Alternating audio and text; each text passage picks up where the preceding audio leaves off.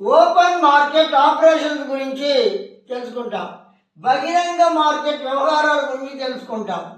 ఈ యొక్క central bank వచ్చి క్రెడిట్ని కంట్రోల్ చేసేదానికి, వాల్యూమ్ ఆఫ్ క్రెడిట్ కంట్రోల్ చేసేదానికి డైరెక్ట్గా మార్కెట్లో కమర్షియల్ బ్యాంక్స్ యొక్క సెక్యూరిటీస్ని, బిల్స్ని పర్చేజ్ సేల్ చేస్తుంది. ఇలా కమర్షియల్ బ్యాంక్స్ యొక్క బిల్స్, సెక్యూరిటీస్ని పర్చేజ్ సేల్ చేయడాన్ని నీకు ఓపెన్ మార్కెట్ ఆపరేషన్స్ అంటారు. అంటే రిజర్వ్ బ్యాంక్ వచ్చి ఎకానమీలో క్రెడిట్ని డిస్కరేజ్ చేయాలనుకుంటే సెక్యూరిటీస్ సేల్ చేస్తుంది.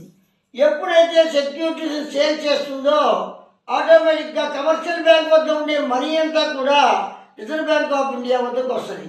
రిజర్వ్ బ్యాంక్ ఆఫ్ ఇండియా దగ్గరకు వస్తే కమర్షియల్ బ్యాంక్స్ యొక్క ట్రాన్సాక్షన్ తగ్గుతాయి, లోన్స్ అంతా ఇవ్వడం తగ్గుతాయి, మనీ యొక్క సర్క్యులేషన్ తగ్గుతుంది, క్రెడిట్ కూడా వాల్యూమ్ ఆఫ్ క్రెడిట్ తగ్గిపోతుంది, ఇన్ఫ్లేషన్ కండిషన్స్ అంతా కూడా తగ్గిపోతాయి. ఒకవేళ రిజర్వ్ బ్యాంక్ ఆఫ్ ఇండియా ఎకానమీలో క్రెడిట్ ఎంకరేజ్ చేయాలనుకుంటే సెక్యూరిటీస్ని పర్చేజ్ చేస్తుంది.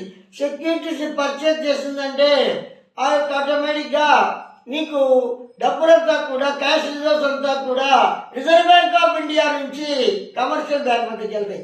కమర్షియల్ బ్యాంక్ లోన్స్ ఎక్కువగా ఇస్తాయి. ఆటోమేటిక్గా కరెన్సీ సర్క్యులేషన్ అంతా కూడా బాగా పెరగద్ది, వాల్యూమ్ ఆఫ్ క్రెడిట్ పెరగద్ది. ఆటోమేటిక్గా ఎకనామిక్ యాక్టివిటీస్లో ప్రాస్పెరిటీ కండిషన్స్ అనేవి వస్తాయి.